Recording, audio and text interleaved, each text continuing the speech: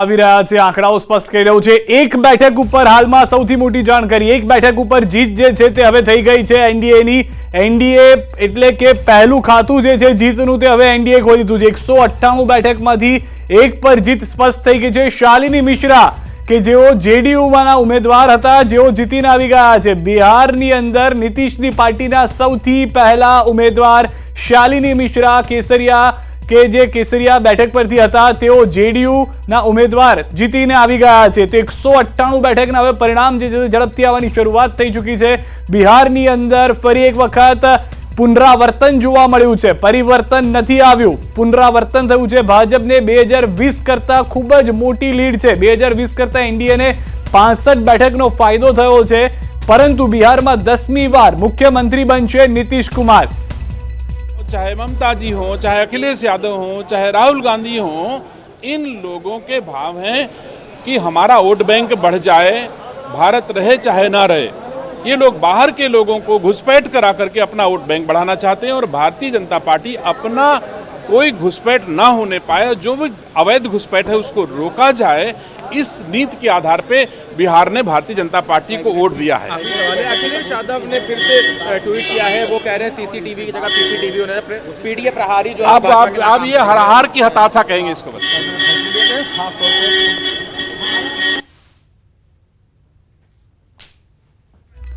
तो 2020 કરતા એનડીએને 65 બેઠકોનો ફાયદો થઈ ચૂક્યો છે। સૌથી વધારે મહત્વની વાત, બિહારમાં 10મી વાર મુખ્યમंत्री तरीके नीतीश कुमार જોવા મળશે। केंद्र सरकार, राज्य सरकार मिलकर गरीबों की हम कैसा सेवा कर सकें, शिक्षा फ्री, चिकित्सा यानी फ्री में मकान, आवास भी सभी हम लोग दे सकें। ठीक है, तो अभी देख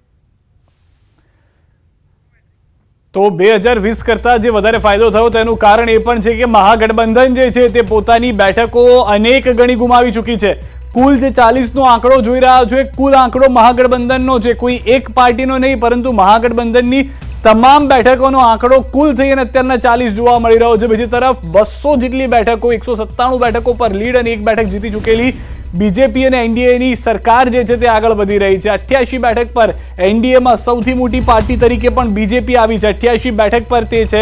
80 બેઠક ઉપર નીતિશની પાર્ટી જોવા મળી રહી છે। અને આ તમામની વચ્ચે આપ જુઓ તો આરજેડી જે મહાગઠબંધનની અંદર ગઈ અને એ લોકો માટે તકલીફ થઈ ગઈ, કારણ કે સૌથી વધારે મહત્વની વાત એ રહી કે કોંગ્રેસને જે ખૂબ જ બેઠકો આપવામાં આવી તે બેઠકો પર નુકસાન પણ કોંગ્રેસના કારણે મહાગઠબંધનને થયું હોવાની વાત ચર્ચા શરૂ થઈ ગઈ છે કે જો એકલું નીતિશ કુમાર જે રીતે લડ્યા, તેની સાથે પ્રધાનમંત્રી નરેન્દ્ર મોદી રહ્યા, જો સામે જો એકલા તેજસ્વી લડ્યા હોત તો શક્યતાઓ હતી કે જેડીયુ અને બીજેપીની જેમ અલગ અલગ મોટી એક પાર્ટી તરીકે જોવા મળી હોત। જે ફાયદો સીધો થયો છે એનડીએને તે ન થયો હોત। આરજેડી ફક્ત 30 બેઠક ઉપર સીમિત થઈ ગઈ, એની સામે કોંગ્રેસ અને સીપીઆઈને આપ જુઓ તો 4 અને 5 બેઠક, ડબલ ડિજિટ પર પણ નથી પહોંચી।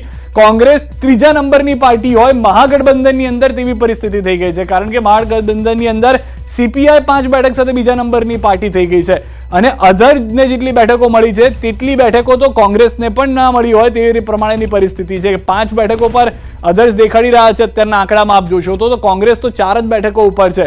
તો આ તમામ મુદ્દાઓ જે છે તેને લઈને વિચારણા કરવામાં આવશે। રાહુલ ગાંધીને લઈને આ 95મી હાર છે રાહુલ ગાંધીની સતત, તો એ તમામ મુદ્દાઓ પર ચર્ચા કરવી પણ જરૂરી થઈ જશે। જ્યારે જ્યારે આ મુદ્દાઓની વાત આવશે ત્યારે બિહારનું આ એક તરફી જીતનું જે અનુમાન કદાચ કોઈએ કર્યું પણ નહોતું, તમામ નેતાઓ ભાજપના જે હતા, ખુદ રાજનાથસિંહ સાથે જ્યારે ન્યૂઝ 18ને ઇન્ટરવ્યુ કર્યો હતો ત્યારે એમનું કહેવું હતું કે 2/3 મેજોરિટી સાથે અમે જીતીશું, પરંતુ 2/3માં પણ તેઓને ક્યારે કદાચ વિચાર્યું પણ નહીં હોય કે 200 જેટલી બેઠક એનડીએને મળી જશે, જે જનતા છે તે તેમને એટલો પ્રેમ આપી દેશે। પરંતુ આજ કહેવામાં આવી રહ્યું, જે નિષ્ણાંતો જે વિશ્લેષકો છે તેમનું કહેવું છે કે આજ ભાજપની અને તેની સાથે રહેલા સાથી પક્ષો માટે ભાજપની સ્ટ્રેટેજી રહી છે કે જે પણ વિચાર્યું ન હોય તેનાથી પણ વધુ આંકડા લઈને આવવા, કારણ કે કાર્યકર્તાઓ ઘર ઘર સુધી જાય છે, કાર્યકર્તાઓ બૂથ લેવલ મેનેજમેન્ટ કરી શકતા હોય છે। પ્રતિક્રિયાઓ આવી રહી છે। देखिए आज हम अपने एनडीए गठबंधन के जो 5 पांडव हैं अपनी शक्ति का परिचय, अपने विकास का परिचय और महिला शक्ति जंगल राज का खात्मा करने के लिए आगे बढ़े। बहुत बड़ी भूमिका है, जंगल राज को खत्म कर दिया हम लोग। भाई एनडीए के भागीदारी, जितना सम्मान देने का काम एनडीए सरकार ने किया है उतना किसी ने नहीं किया। ऑफिस भी आ गए यहाँ पे सेलिब्रेट। बिल्कुल, हम अपने भाई को बधाई देने आ सकते हैं, भाई बहन का रिश्ता है। और आप देख रहे होंगे कितना परचम, जैसे इंडिया पाकिस्तान का जो क्रिकेट मैच होता है उसमें लोग जानते हैं कि इंडिया जीतेगा, लेकिन किस तरीके से जीतेगा वो आज जीत आप देख रहे होंगे कि अप्रत्याशित जीत हुई है। कितना बड़ा योगदान रहा इस चुनाव में? बहुत महिलाओं का और पहले वोटर का, जो फर्स्ट वोटर हैं वो भी अपना भविष्य एनडीए सरकार में देख रहे हैं, क्योंकि हम महिलाओं के लिए तो एनडीए सरकार ने बहुत कुछ किया है। 10,000 मुख्यमंत्री योजना के अंतर्गत उन्हें सशक्त बनाया, हमारा अपना घर हुआ है, हमें गैस चूल्हा मिला, हम अपना राशन खिला रही हैं अपने परिवार को, अपना साथ दे रही हैं। बच्चियों की पढ़ाई से लेके आप सोचिए कि इसमें 25,000 से लेके 50,000 तक का शिक्षा के प्रति भी जागरूकता हुआ है। बिहारी सोना कर दे, मोदी को सोना कर दे, ये कलाकारी है जी, हाँ हम बिहारी हैं जी, हम बिहारी। राहुल तेजस्वी पर सबसे ज्यादा भारी है जी,